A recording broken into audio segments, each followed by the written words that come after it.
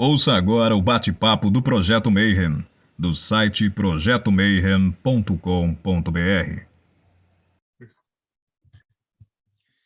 Bom dia para quem é de bom dia, boa noite para quem é da boa noite, 93 para quem é de 93. Hoje eu sei que hoje vai bombar esse vídeo, porque a gente tá com 3 tarólogos pica das galáxias do mundo inteiro aqui para entrevistar sobre o mercado de tarô e oraculistas em geral, né? Como funciona, como são os profissionais, o que acontece nesse mercado, toda essa Paranauê toda. Mas antes, todos eles já vieram aqui, eles já são velhos da casa, vocês já conhecem, já sabem que os caras são bons. Só que agora, para quem está chegando agora, já vê que agora não é mais o bate-papo Mayhem, agora é o Boteco dos Illuminates. E eu não estou sozinho, agora a gente bate em gangue aqui. E aí, para me juntar, Rodrigo Elutarque, seja bem-vindo. Salve, pessoal. Vamos aprender um pouco mais do algoritmo do tarô. Dos reinos enoquianos, Ulisses Massad. Opa, boa noite, galera. Hoje eu quero ouvir histórias. E diretamente da Pedra de Afiar, Paulo Jacobina. Fala, galera. Plagiando um pouco Ulisses, o que mais vai ter hoje deve ser história, né? E, finalmente, do lado sinistro do Teoria da Conspiração, Morte Súbita, Tiago Tomussauskas. Boa noite, galera. É um prazer estar aqui de novo com vocês. É mortesubita.net. E hoje também avisando, ó, já fica um aviso, a gente está desfalcado porque tanto a Jéssica quanto a Bárbara estão com Covid de cama. Significa que, ó, estatisticamente, a coisa não está muito boa, né? Então, você fique esperto, volta a usar a máscara. Quer dizer, não sei se vai estar no futuro, né? De repente, o cara está escutando isso aqui em 2023 e a gente ainda está em casa nessas de vai e vem, né? Mas não, vamos falar de coisa bacana. Nossos convidados de hoje são... Eu vou fazer as honras. Primeiro a Lisa. Lisa Golba, seja bem-vinda. Boa noite para todo mundo. Bom dia para quem se for de bom dia. Obrigado pelo convite. Fiquei bem feliz de estar aqui de novo e vamos contar histórias. E Atom Gondim, seja muito bem-vindo de novo ao programa. Estava devendo muito essa. Obrigado. Muito obrigado, Duda. Muito obrigado. Olá, meus queridos, todos bem? Eu espero que todo mundo esteja na paz. E vamos lá. Hoje tem muita história para compartilhar. Se é para compartilhar a história, estamos juntos. E diretamente do Japão, hoje a gente vai descobrir se as consultas no Japão são diferentes das consultas aqui no Brasil. Robson Belli. Ohayou gozaimasu, para quem está aqui comigo no Japão. Konbanwa, para quem está no Brasil. E konnichiwa, se você estiver vendo isso à tarde, em algum outro horário. É isso aí. Hoje vai ser muito interessante ver visão tanto daqui quanto daí, se a galera muda, né? Hoje vai ser muito bacana. Então, acho que para começar, eu queria que você se apresentasse um pouquinho, né? Como diz o Stan Lee, todo gibi do Homem-Aranha é o primeiro gibi de alguém. Então, para quem acabou de chegar assim, eu queria que vocês contassem como é que vocês chegaram aqui no tarô. Eu vou falar assim para os três, né? Vocês eram pequenininhos, iam lá na igreja e tal, menos o Robson, né? Tomavam hoste e tal. E aí, depois de muitos anos, eu não vou falar a idade, né? Deselegante, estão aí dando aula de tarô, cartomancia, baralho do diabo. Como é que isso aconteceu? Primeiras damas. Lisa, faça as honras. Eu só lembrando que para mim tem que botar freio, porque senão eu vou e não paro, tá? Então vamos lá. Eu já contei essa história em vários outros canais, mas aqui também, mas vamos lá. Eu não tinha muito entendimento sobre tarô. Para mim, isso aí é uma coisa assim, tipo... o charlatão que quer tirar dinheiro dos outros, né? Eu estava na faculdade, tive um problema de saúde bem complexo mesmo, e é aquela hora em que você bate em todas as portas da sua vida para conseguir achar uma solução. E uma dessas portas foi por conta da cartomancia. Minha cunhada, na época, ela jogava esse baralhinho de Lenormand bem comunzão aí, que você compra até em banca de revista. Eu estava desesperada por uma solução e Por que não? Vai, fala aí o que que é. Ela falou uns negócios, eu achei estranho, aconteceu. Daí aquela coisa assim, pô, mas não pode, tem que ter lógica, não pode ser só assim, não dá, não pode ser uma coisa assim fantástica, tem que ter. Fui mais 2 outras e as 2 falaram de uma coisa muito particular, muito íntima. Eu disse, mas como é que pode? E aí a pessoa tenta juntar o CREA e o LEO, 2 mais 2 para dar 4.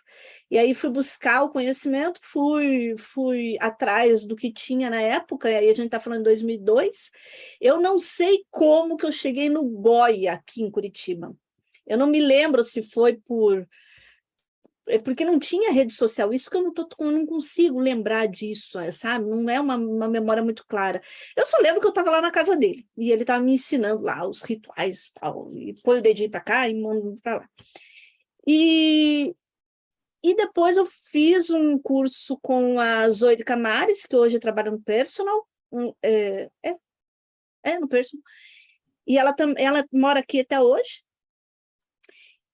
E aí, como eu estava batendo nas portas, né, de todo mundo, eu fui bater na porta da Mamãe de Santo também para o meu problema de saúde. E aí, numa dessas consultas, eu pergunto, mas eu achei interessante esse treco aqui. Ela jogava búzios, né? Ela joga búzios até hoje. Eu achei interessante isso aqui, o que a senhora acha? Ela pegou e viu nos búzios, não, pode. Ela pegou assim o baralho dela e deu assim para mim, disse, leva. Tá, leva, ela só fez isso, tipo, te vira, né? Abro lá a caixinha aqui que tem lá dentro, tem um tote, e eu tinha que começar por aí a coisa, né? Só que numa época que não existia livros, não existia internet do jeito que tem, não existia nada, era um terreno árido. Então, era rata de sebo tentando achar uns livros, tem um papi aqui, tem alguma coisa que eu consegui cavando. E até então foi uma coisa assim muito hobby, um esporte. Até porque a minha cabeça estava com aquele problema de saúde.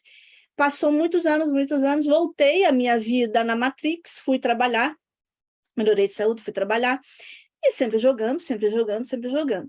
Mas ainda era um hobby. Acho que no começo da década passada, 2011, mais ou menos, eu estava querendo.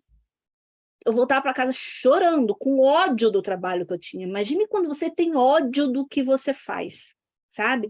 Gente, é a vivência mais triste para o ser humano odiar o trabalho que faz. Não era uma questão de ganhar dinheiro, porque eu tinha um cargo importante, eu ganhava bem, mas eu odiava com todo o meu fígado do mundo aquele trabalho. Chegava em casa, eu chorava, disse, não aguento mais, eu vou pedir demissão, sem saber para onde ia. E aí aquela turma, né, meus amiguinhos, todo dia, você está em casa? Tô trabalhando, não. Vou tomar um café. Daí vinha tomar um café aqui em casa. Pode tirar uma cartinha? Pode. No outro dia, mais um. Daí disse, caramba, o café tá caro, né, gente? Vamos começar a pagar, né? Só que daí é nesse cenário que eu penso assim, eu nunca pensei, eu nunca pensei, é por isso que eu achei interessante esse assunto, porque eu nunca pensei no tarô como uma profissão. E aí, eu sou filha de militar, aquele que tem que ter carteira assinada, PIS, 13º, entendeu? Aposentadoria, bonitinha assim, sabe? Regradinha. E eu estava procurando emprego a essa altura. E aí o povo vinha, eu disse assim, vamos fazer direito? Que é um dos pontos que eu queria falar até aqui. Eu disse assim, que eu vou fazer direito. Não vou parar com essa palhaçada, o povo vir aqui em casa tomar café. Então, agora eu peguei e me organizei. Fiz cartão de visita, procurei um lugar para atender. E disse, agora, quem quiser, que vai ter que marcar o horário. Você não está fazendo nada? Não, eu estou com a agenda aberta. Você não tem nada para fazer? Vamos tomar um café? Vamos. Só que você paga a consulta e eu te pago o café. Então, aí eu comecei a lidar com isso, a coisa foi tomando forma, e eu disse, meu Deus, como eu amo esse negócio. Como eu adoro esse troço, sabe? Como eu gosto disso aqui. Eu sinto que era para vir nesse lugar aqui. Daí eu disse assim, eu não vou mais procurar emprego, e disse, não vou mais procurar emprego, e isso é uma decisão, eu não estou usando o tarô como meu Uber, sabe? Como uma coisa que eu faço a mais na minha vida. Não, essa é a minha decisão. E agora estou aqui.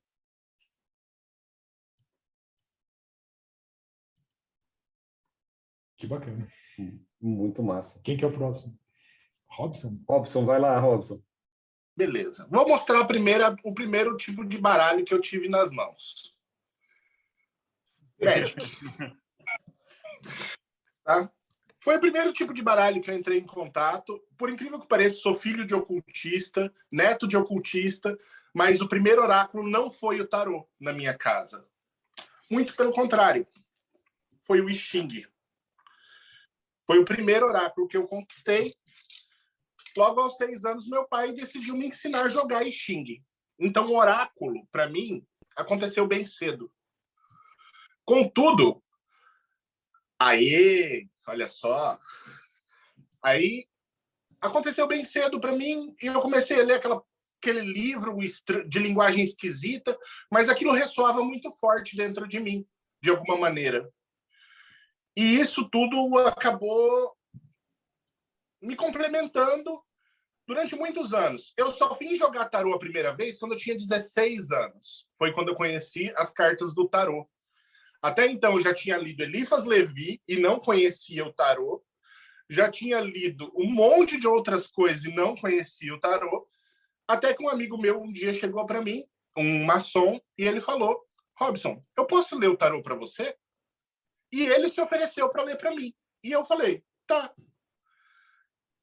Porque até então, o I Ching era o meu oráculo. Eu não utilizava. Eu utilizo as varetas hoje em dia, mas eu comecei com o método das moedas, tá, pessoal? Para quem tem dúvida aí. Beleza. Aí o cara leu o tarô para mim e eu achei aquilo fantástico.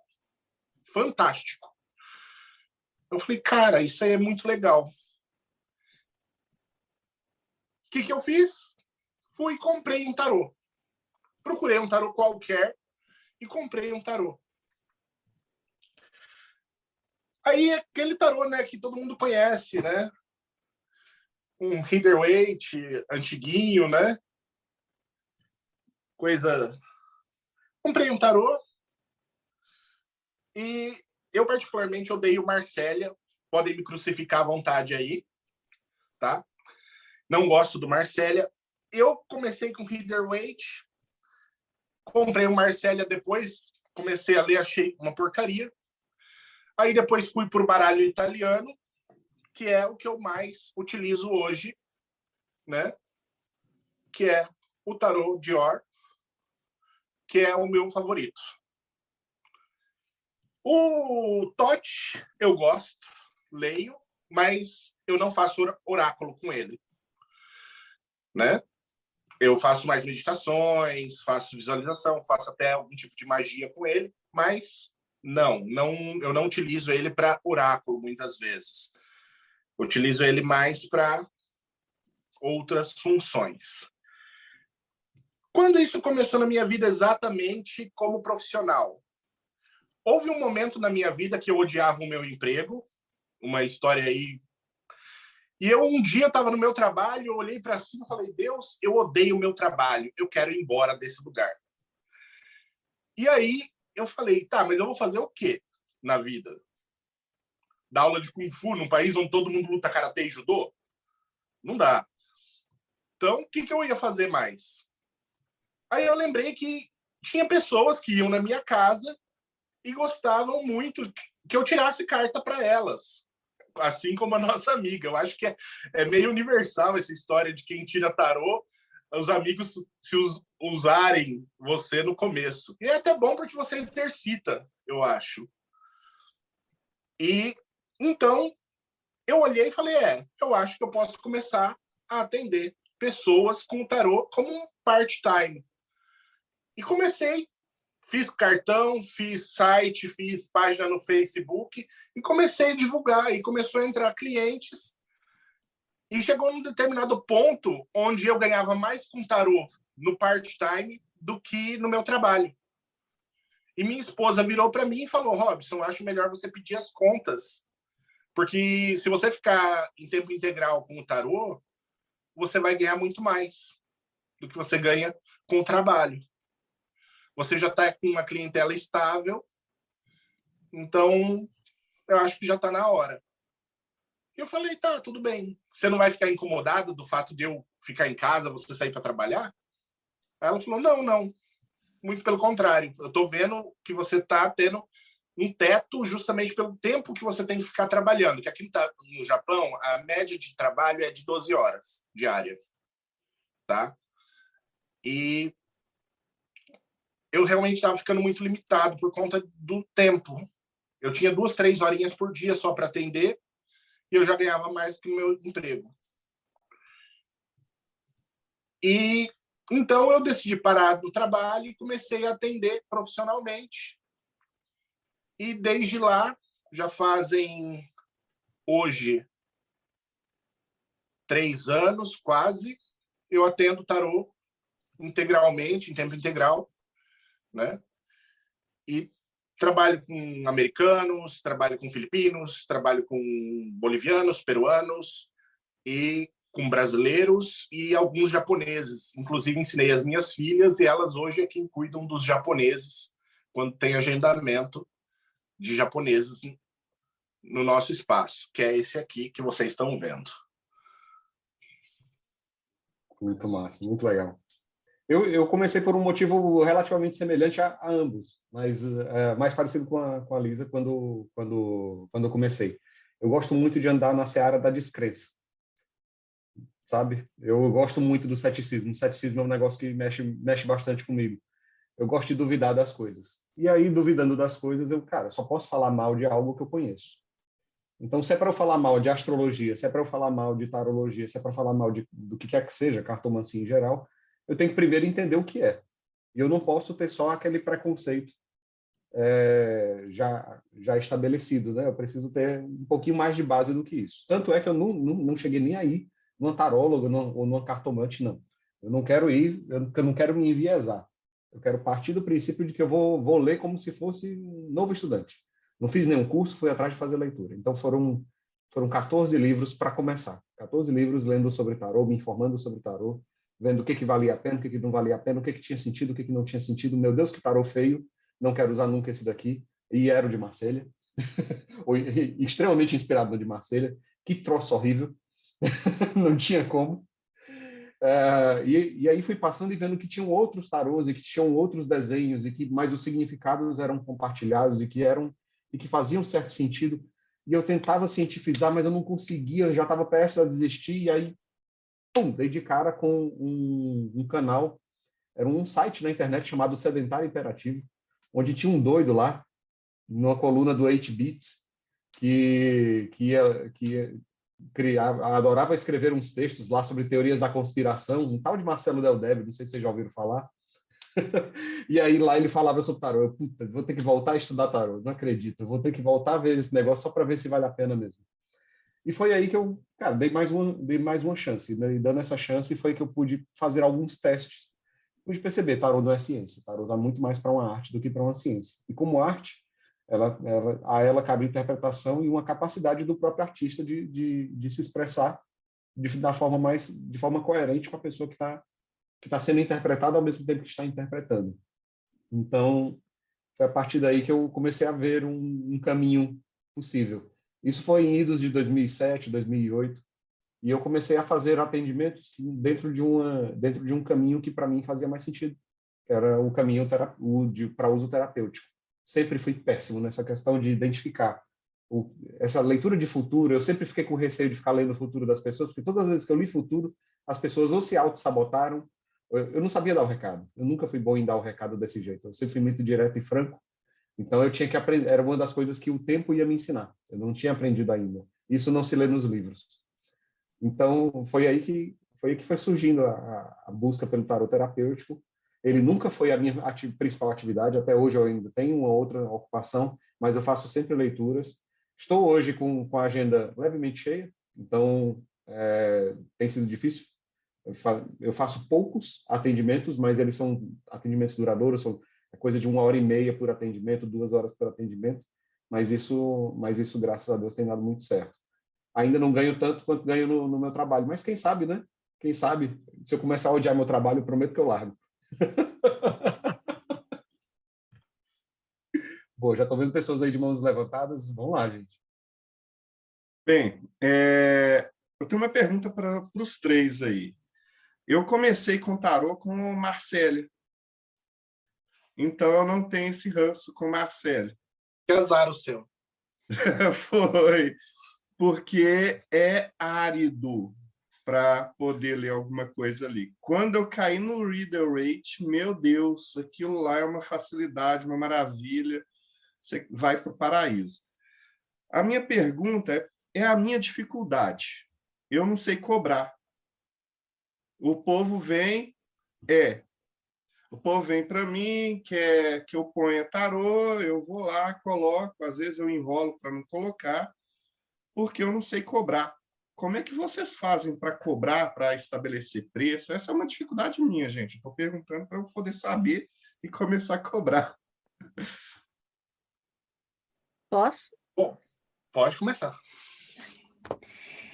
Gente, me dá 50 mil tipos de ciricutico quando as pessoas, por exemplo, assim, eu não estou falando do Rodrigo, tá, Rodrigo? Que eu não te conheço também.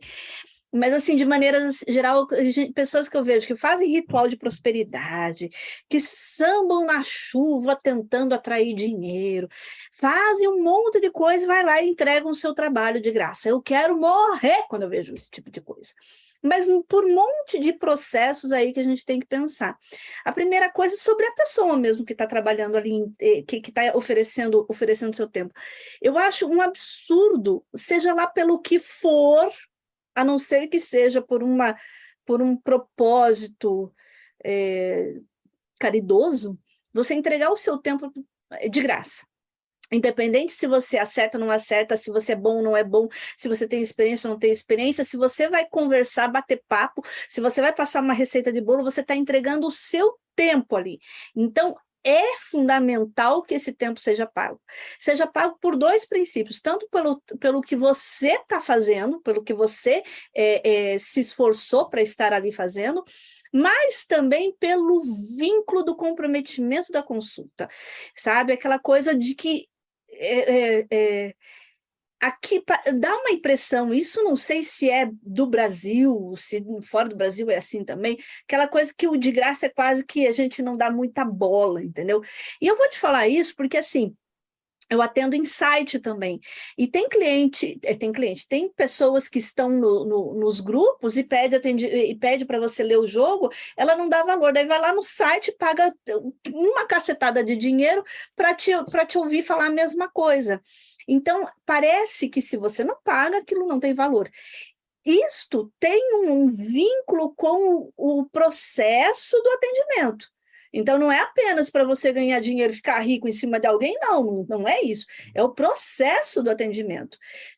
Ainda que seja um valor simbólico, ainda que o cara traga uma galinha lá da fazenda dele, ainda que ele pegue essa galinha e dê para outra pessoa, seja lá o que for, este movimento precisa acontecer.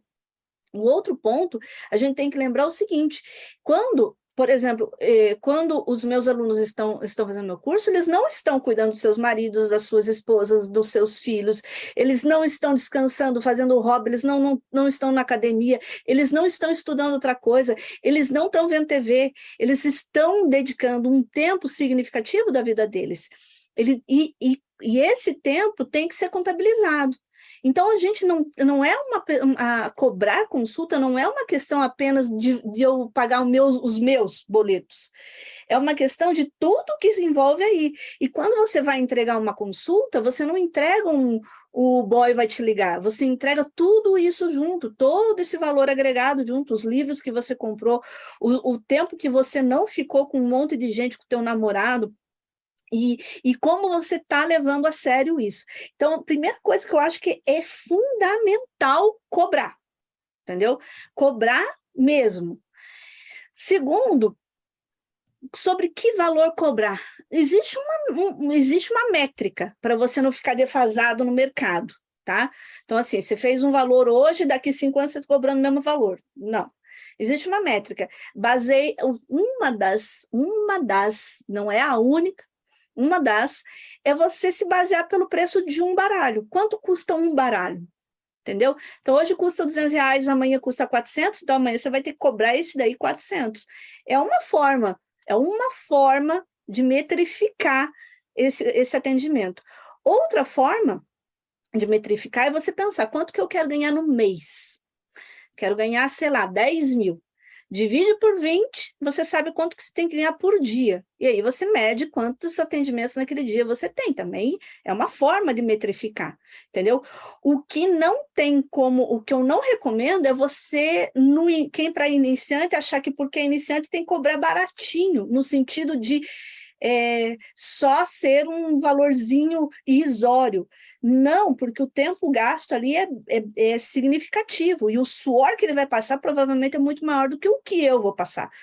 Então, eu considero que o valor tem que ser significativo, sim, não é um abuso, mas ele não pode ser um valor assim, um valor de um cafezinho. Tom? Eu vou no caminho que a Alice vai também, mas de uma forma... Bom, eu não sei, Rodrigo, se a pergunta foi perguntando exatamente quanto eu deveria cobrar. Não sei se foi essa exatamente a pergunta, mas existem formas diferentes de cobrança. Tanto tem por pergunta feita, como tem por tempo. Então, depende também de como é que você faz o seu atendimento. Por exemplo, quando eu faço a leitura terapêutica ela nunca demora menos de 1 hora para ser feita completa. Nunca. Eu nunca ouvi falar de uma leitura terapêutica bem feita que demora menos de 1 hora. Então, é uma questão de, por leitura, quanto eu cobraria.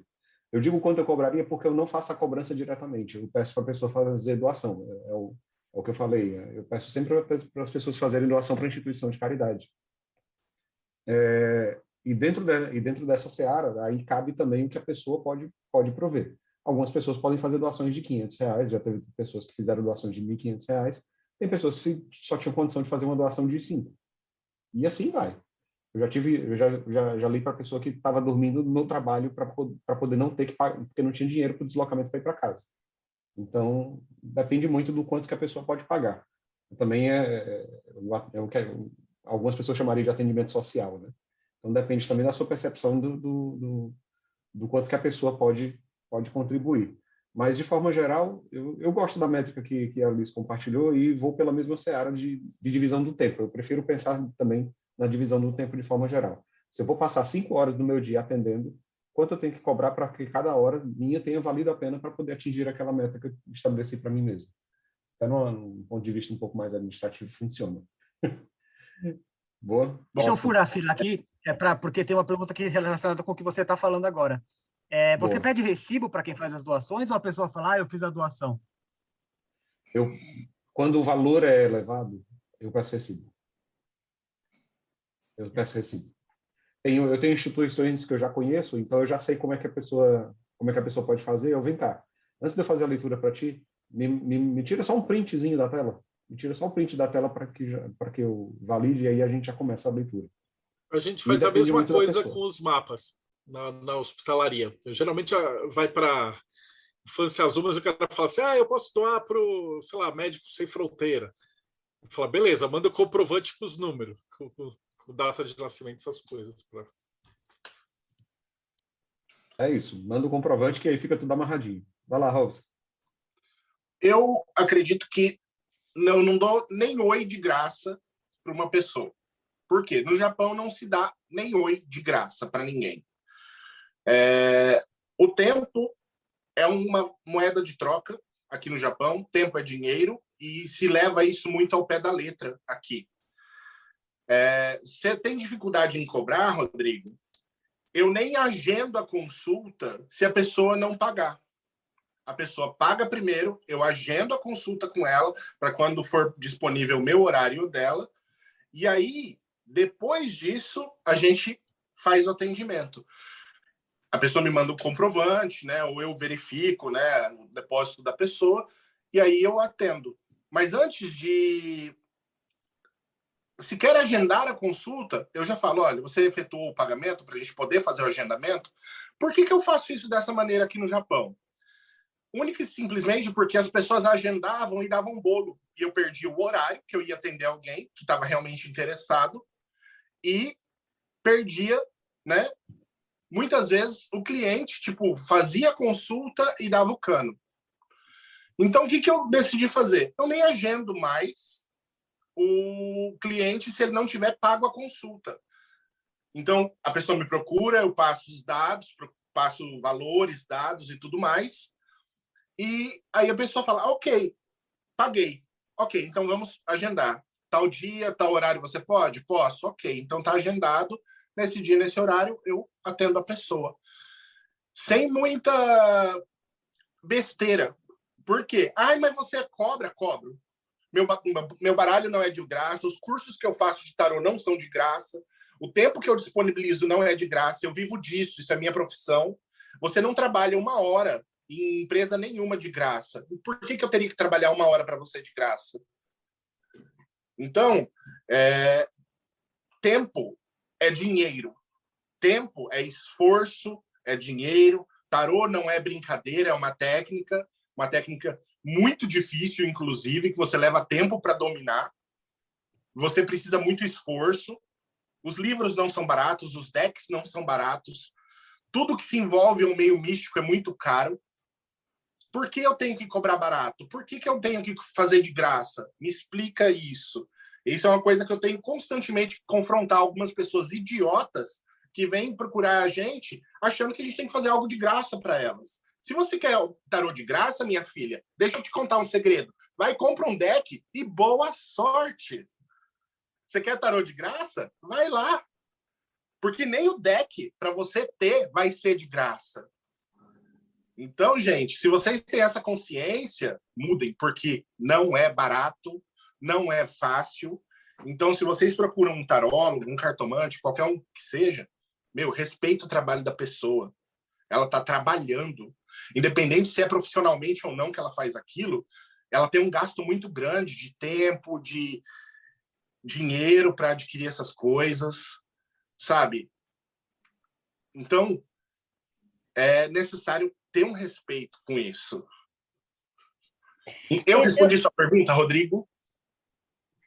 Eu queria fazer um adicional aí sobre esse negócio do atender de graça e etc e tal. Eu vou contar um caos, não era para contar história, então eu vou contar história. Só que a história não é minha, tá? Então eu estou vendendo o peixe que eu comprei, mas não é muito longe de uma realidade.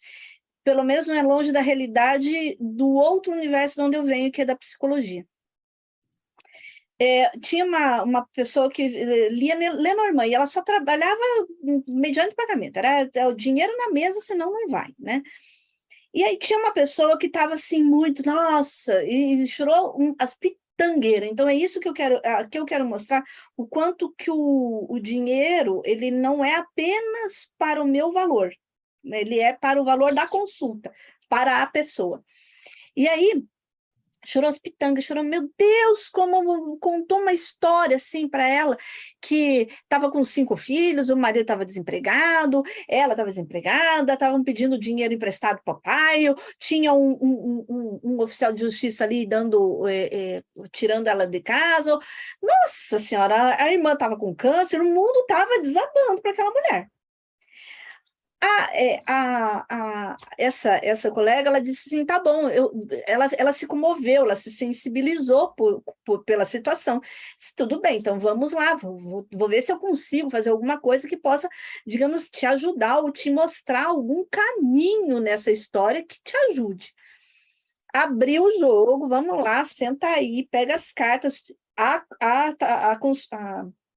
cartomante, não era tarólogo, cartomante, senta, gasta o tempo dela, que ela podia estar fazendo um monte de outras coisas, senta ali.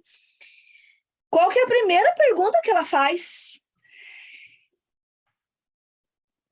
Ele vai voltar para mim? Então, isso aí, eu não estou vulgarizando este problema como sendo um problema importante para ela. Só que quando ela vem demandar uma consulta de graça, não foi por esse caminho que ela veio. Tá entendendo? Me atende de graça porque eu quero saber se ele volta para mim. Então, a gente, às vezes, pode, com essa ideia de ser assistencialista com o serviço que a gente faz, acabar caindo nesse abuso, que vem por trás de uma cena dessa.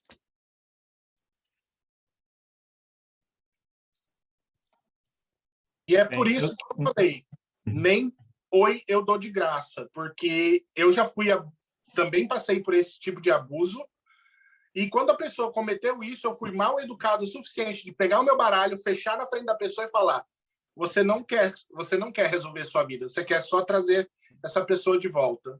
Não foi para isso que eu abri tarô para você. Eu tenho um comentário do Papa aqui falando assim: já pediram para ler de graça. Fiz, e aí depois descobri que a pessoa pagou um outro tarólogo para saber se eu tinha feito uma boa leitura. Ai, não, essa aí é de matar, sabe quando esse negócio de confirmar o que o colega fez? Ai, meu Deus, que má vontade que eu tenho com essa pergunta.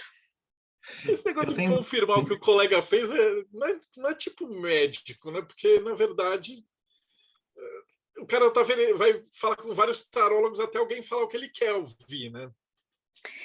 Mas tem aquela coisa assim, se você não acreditou nele, vai acreditar em mim por quê? Às vezes tem o dinheiro, né? Deixa eu passar então uma pergunta, não sei se vou estar cortando Jacobina.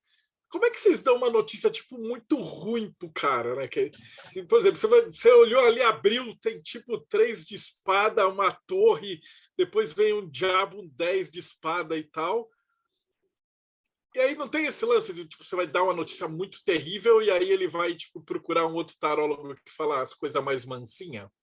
Como é que um profissional tem que lidar com esse, tipo, dar uma tapa na cara do sujeito versus, tipo, ele vai voltar, não vai voltar? Porque se é uma profissão, vocês também têm que maneirar com a pessoa, vocês têm que ler a pessoa também, né? De repente não dá para ser um chucrão que nem eu. Por isso que eu não leio. Porque eu tenho 0 de tato com as pessoas. Isso? Então, isso é uma dúvida que é minha mesmo. Isso é o que os livros não ensinam, esse é o ponto.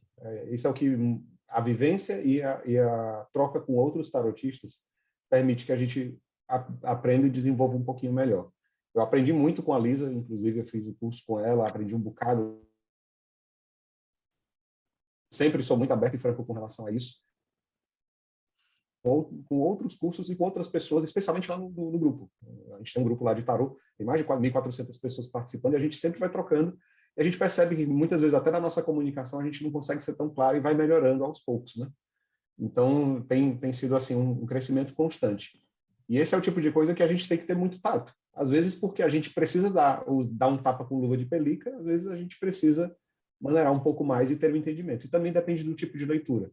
Eu vou falar dentro da leitura terapêutica. Dentro da leitura terapêutica, sair uma torre com um 10 de espadas, por exemplo, não necessariamente quer dizer que o mundo da pessoa acabou. Talvez o mundo da pessoa já acabou faz tempo e ela está ali só na subsistência e você está ali para ajudá-la a sair do buraco. Eu gosto de partir da premissa de que a pessoa tem que sair da sua leitura uma pessoa melhor do que quando ela entrou. Se ela vai se sentir melhor, aí depende dela, mas ela tem que sair pelo menos melhor informada, ela tem que sentir acolhida até o ponto em que ela merece o acolhimento, e ela merece também, se ela merece uma lição, ela também recebe essa lição. Como é que eu desenvolvo algo assim? É muito pela percepção, e caso você queira fazer o uso da própria ferramenta, você puxa uma carta antes para saber qual é o tipo de pessoa que está ali na sua frente. Puxar uma carta antes para ter o entendimento de quem é que está ali na sua frente ajuda um bocado a você ter uma ideia de como é que você vai tratar certas notícias. Eu já tive que dar notícia, por exemplo, de que a mãe de uma pessoa ia falecer em breve. Mas essa notícia não se dá assim. Você não avisa, olha, tua mãe vai morrer. O que eu falei com a notícia é, vem cá, como é que você está cuidando da saúde dos teus pais? Não, meu pai já faleceu e sua mãe? Minha mãe, ela tem estado malzinha, ela se esconde algumas coisas de mim, pois acompanhe sua mãe, faça questão de estar perto, faça de tudo para estar mais perto, porque as indicações aqui no tarô é de que ela não tem realmente cuidado tanto da saúde dela. E esse é um momento particular em que ela deve dar especial atenção para a própria saúde, se ela quiser poder te dar um apoio no futuro quando você for ter um filho. Esse foi o cenário que se mostrou. E foi assim que eu fui dando notícia para ela. Então, era uma consulente que eu via que ela estava muito sensível. Não podia dar uma notícia tão na cara, né? Mas são cenários e cenários diferentes. Então, tudo depende... Aproveitando, vai lá. Explica um pouco para a gente o que é o tarô terapêutico, que acho que a maioria não sabe o que é. Boa, até para dar uma definição, aí a gente volta para o tema. O tarot terapêutico, existem várias linhas diferentes. Eu sigo a linha do Vit Pramad, que foi o primeiro a escrever para o público brasileiro sobre essa linha terapêutica, né? A linha do Vit Pramad, ele busca uma seara muito semelhante ao que a terapia pode oferecer, mas não a psicoterapia, não com a mesma profundidade. O que ele vai trazer são perspectivas sobre a realidade da pessoa, uma série de perguntas diferentes sobre as potencialidades e capacidades da pessoa, para poder fazer com que ela tenha um momento de autoanálise de sua vida. Então, é uma leitura que é muito mais voltada para perguntas do que respostas, e dessas perguntas, elas vão incomodar, elas vão incomodando a pessoa. No caso, a leitura que eu fiz para a moça sobre a mãe dela não era uma leitura terapêutica, era uma leitura tradicional, que eu posso dizer adivinhatória, inclusive. Não só divinatória, mas adivinhatória. Mas a leitura terapêutica, ela se distingue justamente por ser muito mais de perguntas do que de respostas. Então, ele pergunta coisas sobre a infância, pergunta coisas sobre o que tem ancorado os teus sentimentos no teu passado, sobre o que tem feito com que você se sabote no tempo presente. Então, são perguntas bem específicas para poder a pessoa ir desmontando certos conceitos que ela tem já arraigados, enraizados.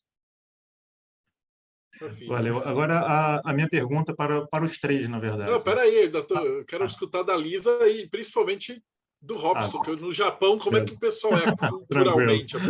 A Lisa primeiro. Como que você dá má notícia para o cliente? Deixa eu interromper para contar uma história que eu acho que tem tudo a ver com o que o Marcelo perguntou. É uma historinha persa bem antiga, mas que tem tudo a ver com o que você está falando, Marcelo.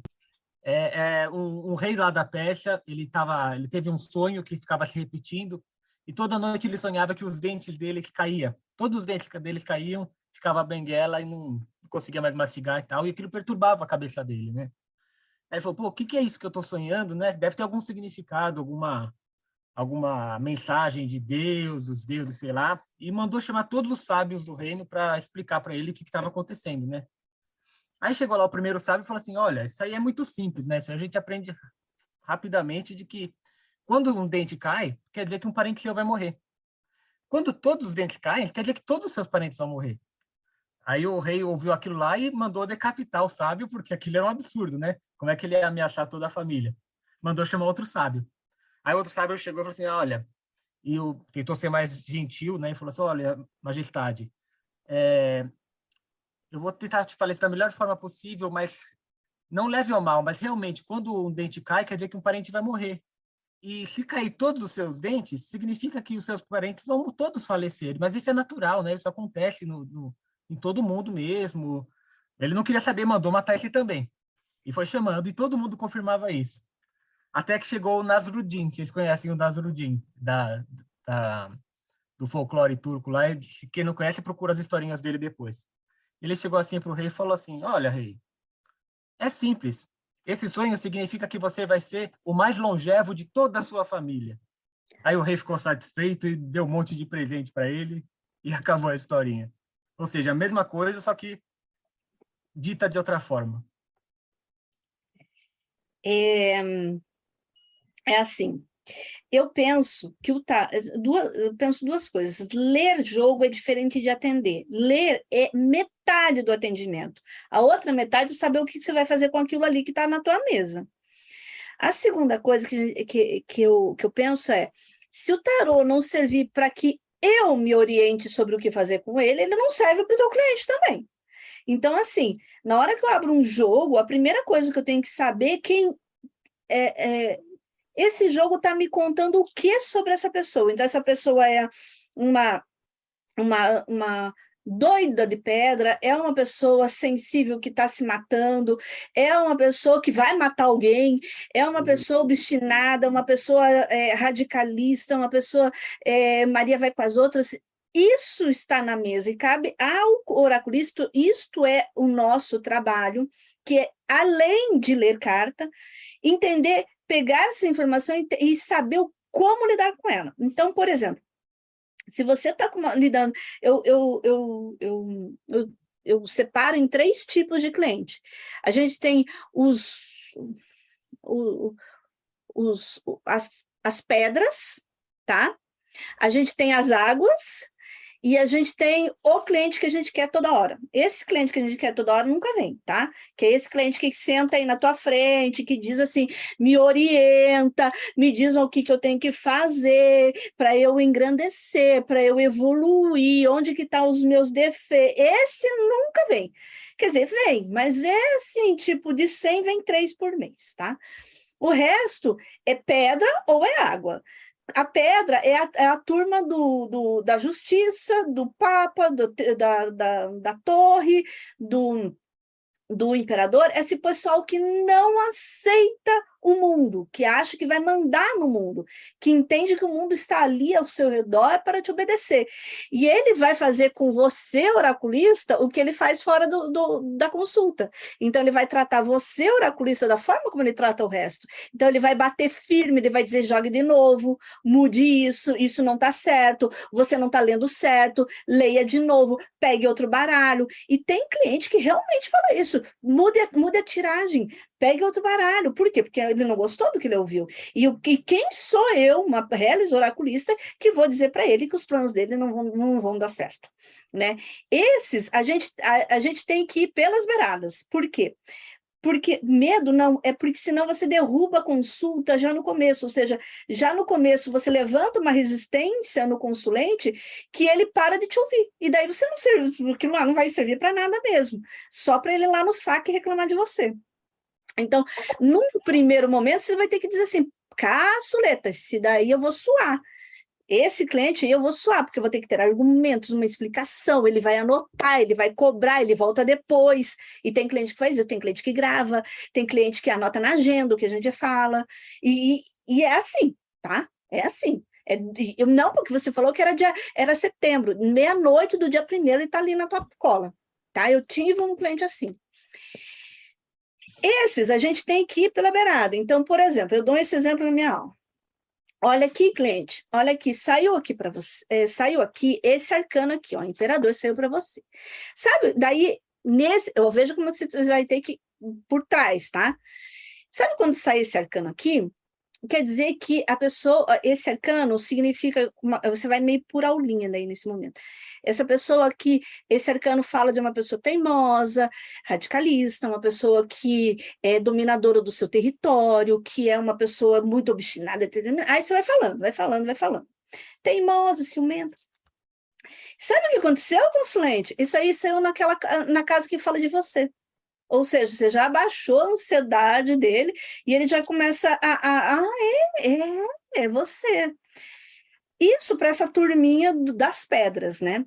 Agora, quando a gente vai lidar com a turma das águas, que é o mundo vai acabar se ele não me ligar, porque eu já atendi uma cliente, por exemplo, que ela chegou para mim e disse bem assim, eu acabei de voltar do hospital. Eu disse, o que aconteceu? Fui fazer uma lavagem. Eu disse, que aconteceu? Que lavagem? Não, tomei 70 Rivotril. Veja, você não tem menor condição de fazer um atendimento de leitura para essa pessoa nesse momento. Você vai ter que trabalhar com aconselhamento, porque ela não tem condições de escutar alguma coisa nesse cenário. E veja, o atendimento ele começa antes da leitura, porque a hora que você vai ter que ver, espera aí, agora eu não vou poder lascar em cima dessa pessoa que ela vai perder um emprego, ou que ela é uma chata. Não dá, entendeu? Você vai ter que trabalhar com isso antes de abrir o jogo. Então, aí a gente vai ter o pessoal das águas, que eu falo sempre, esse caso é famoso, que em 70 minutos tive uma cliente que repetiu por escrito, em chat, 40 vezes exatamente a mesma pergunta. Ele vai me procurar? Não. Ele vai me procurar? Não. Ele vai me procurar? Não. Com essa turma... E agora? Com essa turma, você tem um trabalho de 2 pontos. Ou você joga no seco, não vai te procurar, entendeu? Só que você vai ter que ver se no jogo você pode fazer isso. Ou você faz um trabalho de acolhimento, porque se você pode falar para essa pessoa que não vai procurar ela, se jogar pela janela, que a gente sabe em alguns casos que aconteceu isso. Então, quem vai te orientar? O jogo vai dizer se você sai no seco ou não. E isso aí vai te orientar também se você vai ter que trabalhar por uma consulta mais de orientação, de ó, muda isso, melhora aquilo, arruma aquilo outro, ou se você vai para aconselhamento mesmo, tipo assim, ou numa base mais de conforto, de acolhimento. Ah, pois você acha que eu falei para essa pessoa que alguma coisa do jogo? Porque o pior de tudo é que eu lembro muito bem que eu abri aquele jogo, não tinha nada na vida da pessoa para falar para ela. Então, eu puxei muito mais para essa coisa do que houve, uma coisa mais acolhimento do que qualquer outra coisa. Agora, de morte, já aconteceu várias vezes, aí você tem, eu penso, eu acho que essa questão da morte ela é uma questão muito particular de cada oraculista, como vai lidar. Tem gente, não vou dizer que todo mundo, que acha bacana fazer esse bingo, né? Tem gente, mas eu penso o seguinte, a gente tem um pensamento que é assim, ó, eu posso evitar essa morte? É um acidente de carro, é uma eventualidade, dá para evitar? Então, você trabalha num alerta, tipo assim, ó, melhor você não, por exemplo, já contei isso no outro podcast que eu vim aqui de vocês, você vai morrer eu vi que a pessoa ia morrer de acidente de carro, eu não falei isso, eu falei assim, ó, melhor você não andar de carro de noite, nessas circunstâncias, durante tanto tempo, porque é possível que você se machuque. Ela fez o que eu disse e não morreu. Agora, se eu estou atendendo o consulente ou o consulente que vai morrer, eu não vou falar para ele que ele vai morrer num troço que ele não tem nada para fazer. Como que ele... Tipo, ele não tem como evitar. Eu vou botar isso aí na vida dele para quê? Para dizer que eu fiz um bingo, que eu acertei? Isso é minha vaidade, isso não é atendimento. Agora, já aconteceu de eu ver o desencarne de um parente da minha consulente, que ela estava afastada dessa pessoa. Então, e não era possível mudar esse resultado, ou seja, não tinha nada que pudesse ser feito. Aí eu orientei a consulente e disse, ó, Flor, se aproxima dessa irmã, mas fica perto dela, você vai se arrepender se você ficar desse jeito, sem falar com ela, você vai se arrepender amargamente. Eu fui falando de um jeito, num tom, que ela entendeu o que era, sem que eu tivesse que necessariamente falar a tua irmã vai morrer.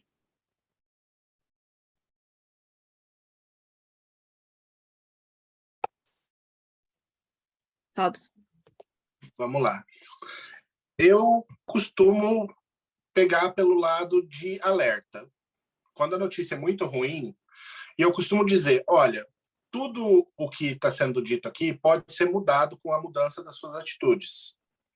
O tarô ele não é fatalista e você pode tomar rumos diferentes através de suas decisões. Quando eu vou dar uma notícia ruim, normalmente eu começo com esse discurso com os meus clientes, já avisando para eles que eles são donos do destino deles e que eles podem mudar, né, as situações frente... Tudo que não aconteceu pode ser mudado ainda.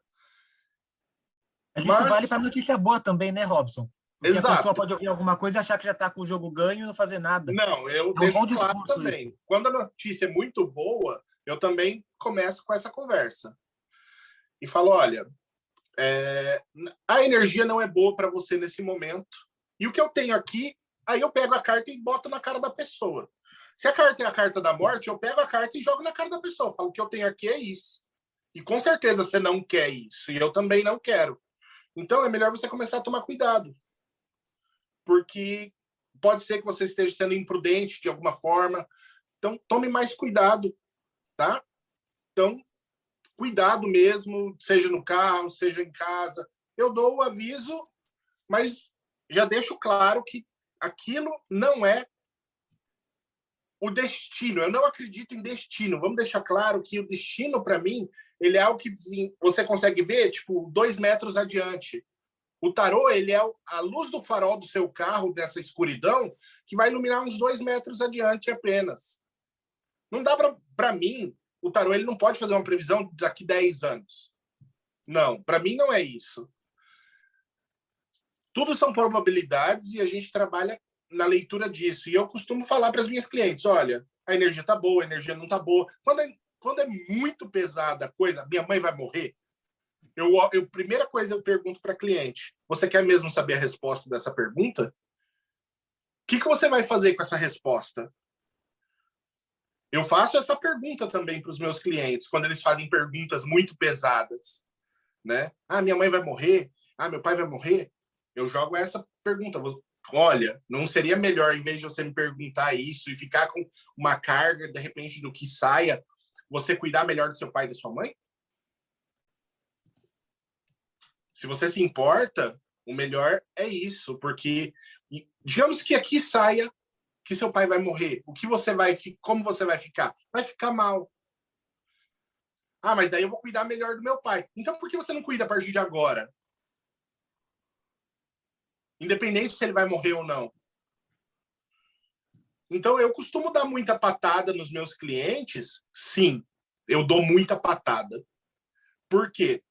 Porque a partir desse momento que a pessoa faz determinadas perguntas para mim, eu vou questionar vários aspectos da questão dela. Por exemplo, eu vou ganhar na loteria? Eu falo, você jogou pelo menos? Não, eu quero saber se eu tenho chance de ganhar na loteria.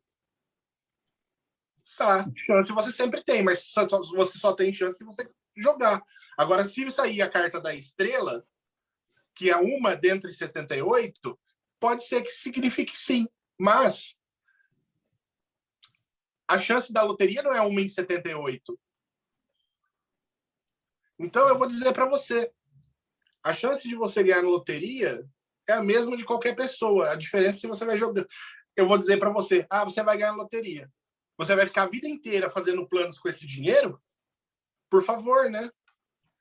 Então, eu jogo a pergunta da pessoa, mas antes a pessoa muitas vezes acaba tendo que escutar, dependendo da pergunta dela, um baita discurso meu para colocar ela no lugar. E por isso talvez eu não seja um tarólogo que as pessoas que não gostam de ouvir o que o tarólogo tem a dizer procurem, porque realmente muitos tarólogos, muitos clientes pedra, como diz nossa amiga, acabam não retornando para mim, porque eu acabo sempre puxando a pessoa para o mundo real, falando, nossa, o lugar é aqui, ó. Humildade. Põe os pés no chão.